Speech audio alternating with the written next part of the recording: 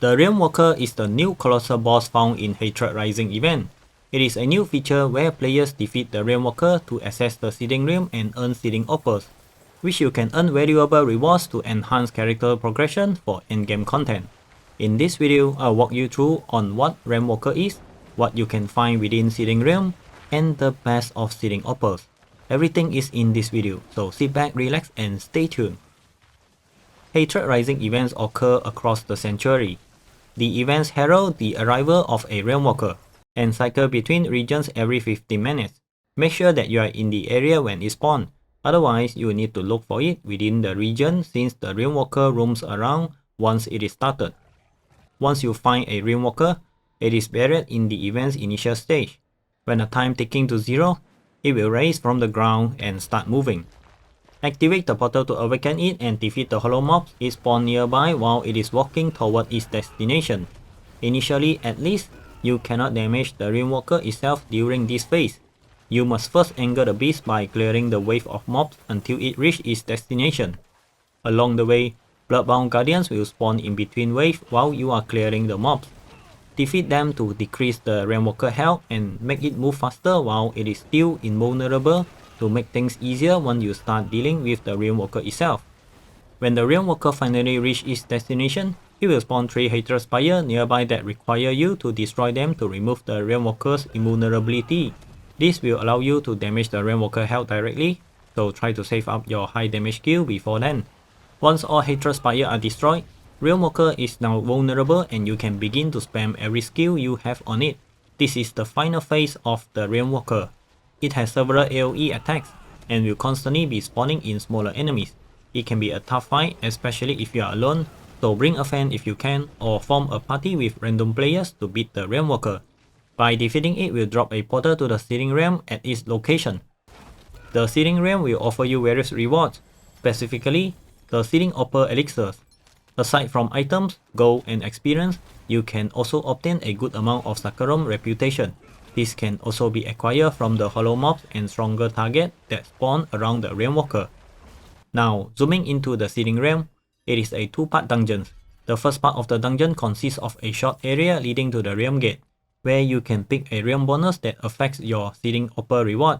You can actually skip and speedrun the first part of the dungeons if you are lazy to kill all the mobs along the way.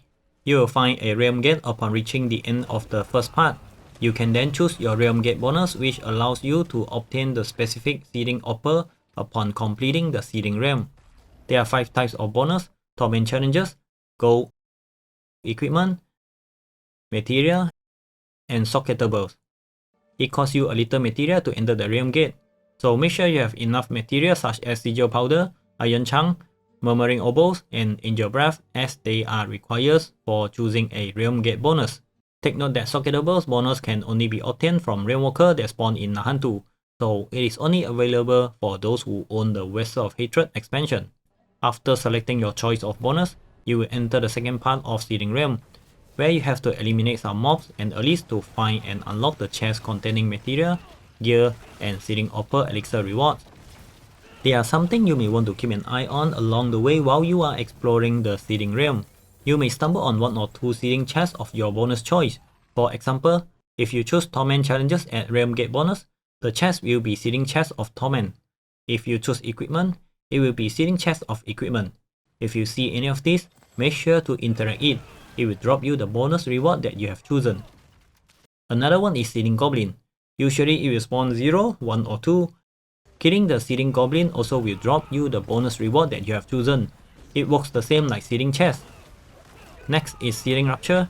You can find 1 or 2 of these portals in every Seething Realm, which simply leads to a hidden room where you can fight and loot even more enemies, random events, bonus chests, puzzle,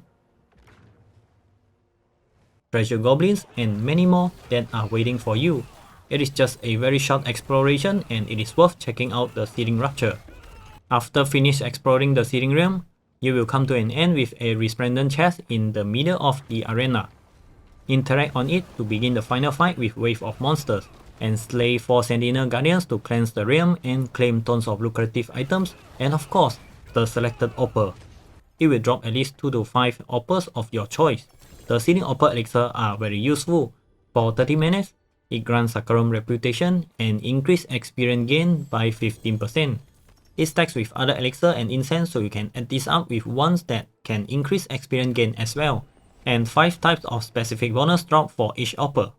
For example, the Seething Opal of Gold makes enemies drop additional gold, while the Seething Opal of Materia makes enemies drop additional herbs and crafting material. At this point, you may ask, which is the best opal among these 5? That will be Seething Opal of Torment from Torment Challenges Realm Gate bonus.